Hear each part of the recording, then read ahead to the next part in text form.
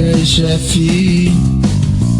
Fala aí, moça, sem constrangimento algum.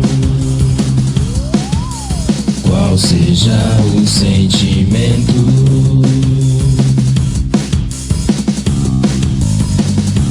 Sinceramente, cordialmente, qual sua opinião? Diz aí.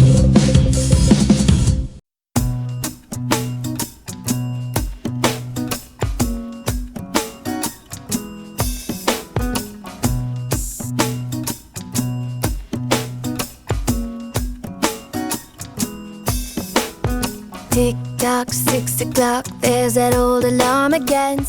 Eu sempre gostei dessa coisa de ensinar, né? Meu irmão, eu ensinei ele a ler e escrever com 3 anos de idade. A gente brincava na cozinha de casa e eu fazia lá a lousinha com papel e tal, e aí ele aprendeu. Bom, estou pensando em ensinar, acho que pedagogia também dá um campo legal, não só do ensino na escola, mas de outras possibilidades também educativas para além da escola, né? Na época do mestrado também eu ingressei na Prefeitura de São Paulo. Aí eu fiquei dando aula durante o mestrado todo para educação infantil, então eu me dividia, então essa coisa de ser aluna trabalhadora não era fácil, né? Mas eu amava a docência, sempre gostei, assim, nossa, minha relação com as crianças era ótima e sempre foi muito bom, né? Era meio terapêutico, apesar de todas as dificuldades estruturais que tem numa escola pública e outras dificuldades também de relacionamento interpessoal e tal. A relação com as crianças sempre foi muito boa, então era algo que sempre me nutriu muito. E acho que tudo que eu trago hoje para a docência na universidade tem a ver também com essa prática que eu tive, né, da educação infantil. E aí, quando foi em 2006, eu decidi mudar um pouco, né? Falei, bom, eu já tinha feito mestrado, né? Tinha essa experiência já com docência, com formação de professores, com muita coisa em educação. E pensei, bom, acho que eu vou me enveredar por essa questão da universidade, essa questão mais acadêmica e tal, né? E apesar de ter também essa personalidade minha bem híbrida e bem solta, então eu também não sou aquela acadêmica muito formal e mais típica, né? Tradicional, assim, né? E daí eu falei, bom, mas bacana, acho que como eu já trabalho com formação de professores, eu vou me enveredar, né? Vou estudar, tá, eu vou prestar concurso. E aí rolou aqui em Amargosa, né, em 2006, e aí eu vim pra cá. White tee, blue jeans, looking at me beckoning. Eu já conhecia a Bahia, já tinha vindo pra férias e tal, e eu sempre tive essa relação de muita admiração e muito apego com a cultura popular. Então isso desde São Paulo, que também é uma coisa que tem a ver também com a estada na universidade e tal, né? Então eu sempre quis estar nesses grupos, conhecer e saber dessa diversidade do Brasil que tem, né? Enfim, e aqui a Bahia eu já sabia de todas as coisas que aconteciam aqui maravilhosas, já tinha um pouco desse conhecimento, amigos baianos, pesquisava, lia, conhecia a música e tal. E aí também eu vim um pouco pensando nisso, eu falei, eu vou pra Bahia e quero estar nesse ambiente, eu quero conhecer, de fato, quero estar na Bahia profunda, sair dessa superficialidade da cidade grande aqui de São Paulo, né? Que São Paulo é muito bom, que tem tudo que você precisa, então você tem desde cultura, sei lá, judaica, a cultura boliviana, a cultura baiana e maranhense, então você participa, né? Se você gosta, se você sabe onde estão acontecendo as coisas, você realmente vive uma multiculturalidade muito bacana, né? Mas eu pensei, eu quero ir pro Nordeste também, por conta das minhas origens também. Minha avó é nordestina, era paraibana, né, falecida. Era paraibana, o pai da minha mãe era alagoano, então tinha toda essa coisa.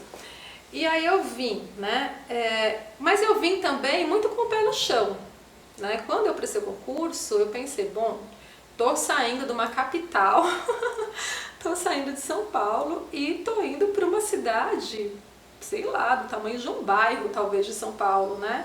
Então eu não vim pra cá com ilusões, que eu ia chegar aqui, eu sabia que eu ia vir para um lugar mais rural mesmo, né? Eu vim consciente, né?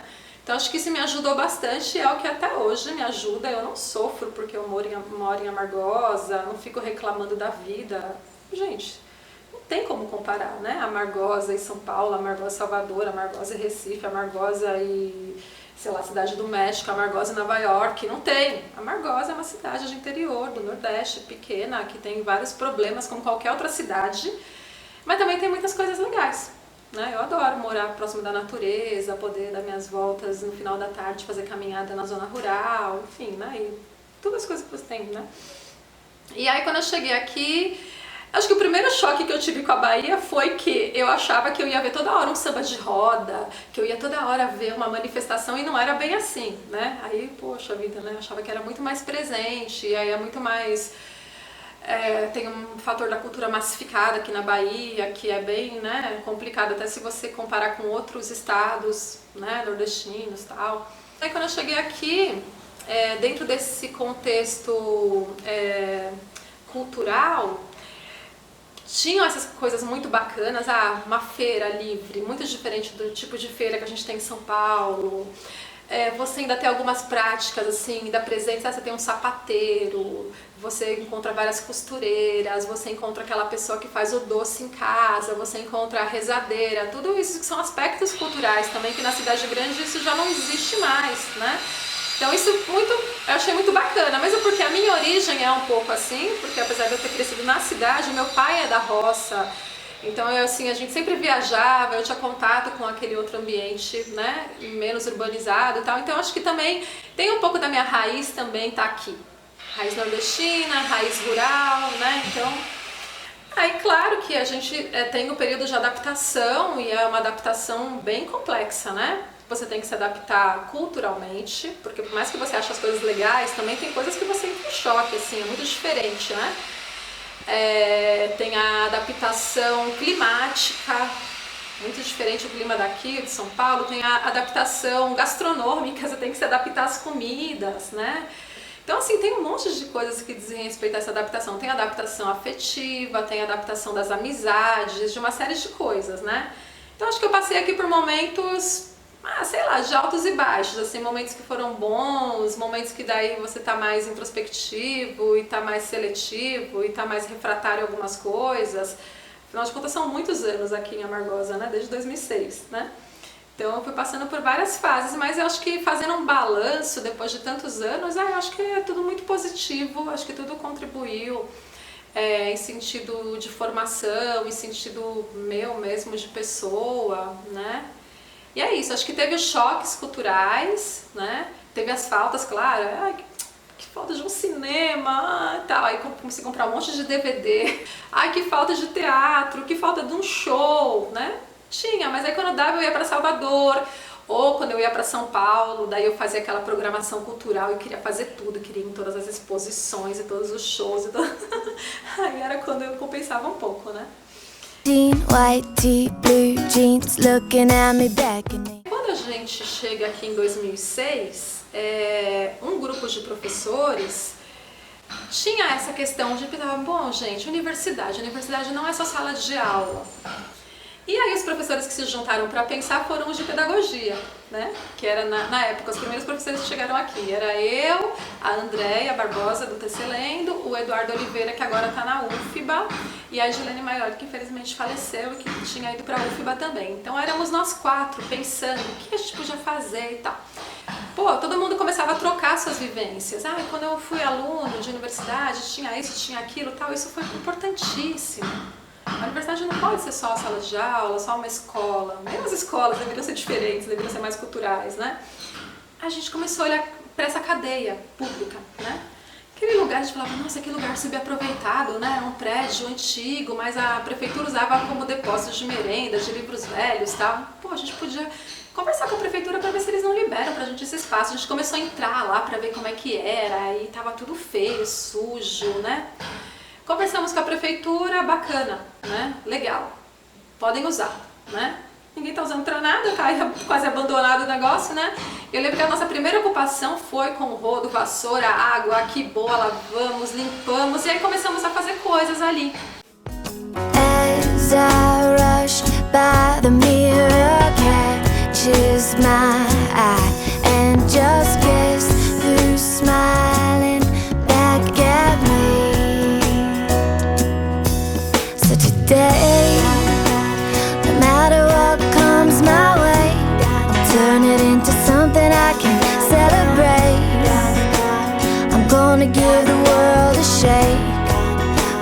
smile.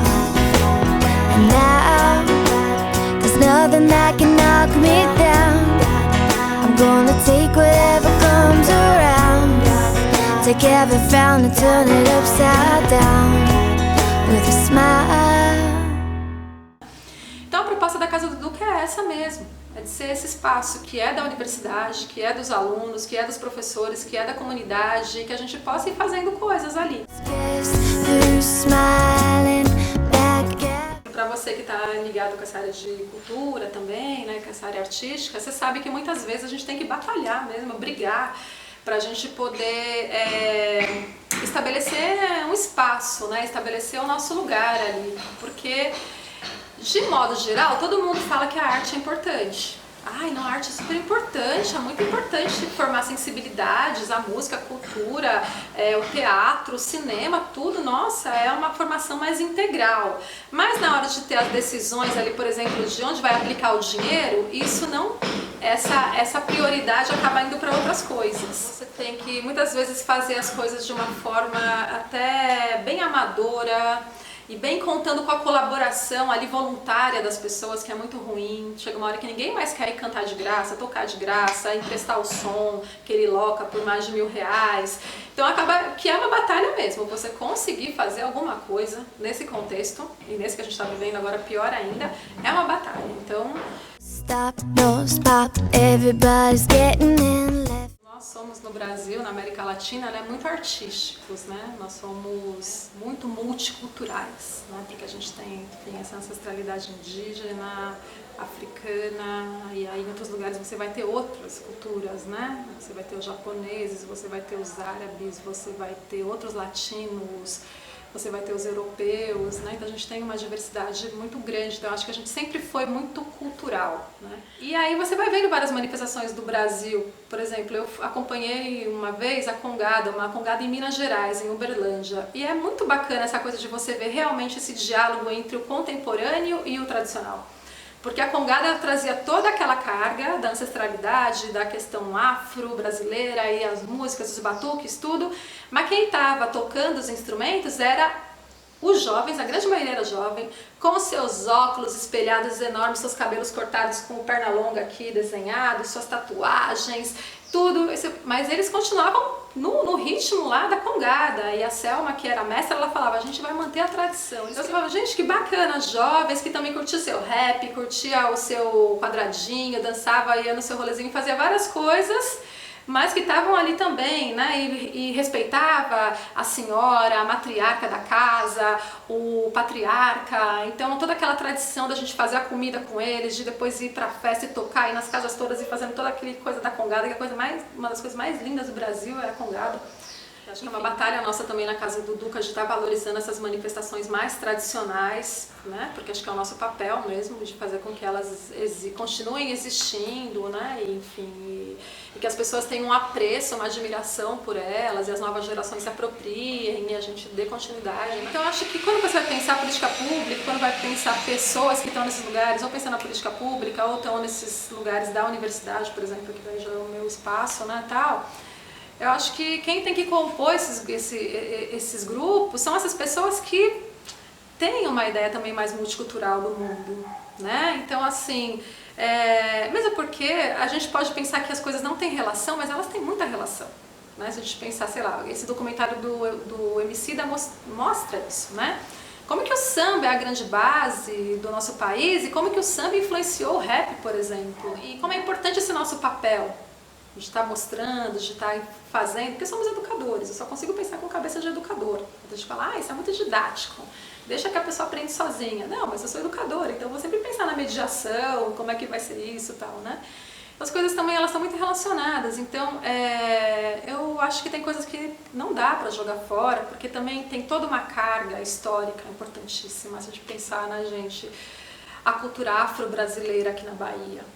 Né? Todo o papel que isso tem, toda a história, enfim, todo o significado, toda essa questão da nossa origem, de quem somos nós, a gente tem que voltar para isso, né? Tem essa nossa origem que eu acredito, né, enfim, eu defendo que não tem que ser apagada de jeito nenhum. Eu me emociono quando eu vou ver um nego fugido lá lá no Acup, quando eu vou ver o samba de roda em Salbara, quando eu vou pra Cachoeira e vejo as manifestações culturais todas ali, você fala, meu Deus, que resistência! Esse negócio está aí há 300, 400 anos, e às vezes está ainda uma prática muito parecida com o original, então você fala, pô... Então esse foco de resistência também, poxa, é bonito pra caramba se você pensar numa sociedade descartável como a nossa. Né? Aqueles artistas aí que aparecem, ai, vendeu milhares de discos, sei lá, disco de ouro, platina, não sei o que, dura ali 2 anos, some, aquela música que vira o hit, depois ninguém nem lembra que existe. E por outro lado tem ali as pessoas simples, pobres, pretas, nordestinas, fazendo aquela tradição, sei lá, você vai ver o maracatu, né? Pô, quando eu fui conhecer o maracatu, eu falava, gente, os cortadores de cana, e eles param para fazer aquelas roupas lindas do maracatu, e eles bordam aquilo, e aquilo tem desenhos maravilhosos, e eles vão se apresentar no Recife, no Carnaval, eles fazem lá em Nazaré da Mata. Poxa, os caras com a cara de trabalhador rural, com aquela pele queimada, pô, e quantos anos, e toda a significação que tem, né? Pô, e a gente tem que valorizar, né? Esse diálogo entre o contemporâneo e o tradicional. Então é bacana que você tenha pessoas que tenham essa visão, que estejam à frente dessas coisas, né? E então assim, eu acho que a gente pode sim dialogar, a gente tem que ter essa inteligência, sabe? Para poder não descartar as coisas. Obviamente que tem coisas que já remetem a cenas de violência, que tem que ser questionadas mesmo, que tem que ser discutidas, tem que ser problematizadas, né? Mas eu acho que a gente tem muita coisa que dialoga, por mais que a gente pense que não tem relação, tem sim, né? Então acho que esse papel que eu vejo dessa pessoa, né? Eu acho que é importante que a prefeitura ela tenha a sua secretaria de cultura e à frente dela ela tenha pessoas, né? Com perfil mais aberto, mais multicultural, né? Que tenha essa ideia da diversidade como mote. É importante que a universidade também tenha essas pessoas à frente dos projetos, né? Em alguns momentos houve uma necessidade quase vital de que a arte ela se mostrasse, sabe, como também um veículo de pensamento, como um veículo de não só de entretenimento, não só de encantamento ali, observar um quadro e tal, mas não, um veículo também de pensamento, de forçar o pensamento a pensar, né, como diz acho que o Deleuze, como um veículo de comunicação, como um veículo político, como um veículo também de possíveis transformações, de utopias, né? De resgate do nosso ancestral, de resgate da nossa cultura, de nós mesmos, né? Então acho que nesses períodos mais difíceis do Brasil, se pensar no período da ditadura, como foi importante, né? Se pensar a questão musical no período da ditadura, e você vai pesquisar o teatro, a importância que teve o teatro, a importância que teve o cinema, todas as artes foram extremamente importantes para o período da ditadura, né? Os cineclubes que se faziam de maneira clandestina, mas era onde se pensava o momento político, que se discutia, as peças de teatro que eram censuradas, que a polícia entrava e batia em todo mundo e mandava parar, e as músicas censuradas e toda, né, e tudo, né, as produções escritas, né, os cartoons, as charges, as histórias em quadrinhos, então tudo isso foi muito importante nesse momento, né? Porque era esse veículo também nitidamente educativo. A nossa vida, ela é um embate de mundos, né? Então a arte, ela tem esse papel de estar dentro desse embate, né? E vai ter momentos que ela vai ser realmente mais incisiva, ela vai ter que chocar, né? E obviamente nesses momentos mais difíceis ao mesmo tempo que ela é importante, é mais difícil de fazê-la, porque você tem todo esse conservadorismo. E é isso que a gente vive atualmente no Brasil, né? Em pleno século XXI. Então a arte, a cultura, vista como esse veículo também de pensamento, transformação, emoção, deslocamento de si do outro, ela é fundamental. E hoje, nesse momento que a gente está vivendo no nosso país, ela é mais fundamental ainda. Eu acho que daí que aparece, né, ainda reforçado o papel desses produtores de cultura, desses pensadores de cultura, os pesquisadores, os próprios artistas, como transformação mesmo. Tem um autor que eu gosto bastante dele, que é o Canclini. Canclini, eu acho que ele é argentino, que ele tem um livro que ele fala da função social da arte. Ele vai falar dos 3 tipos de arte de massa, arte erudita e arte popular.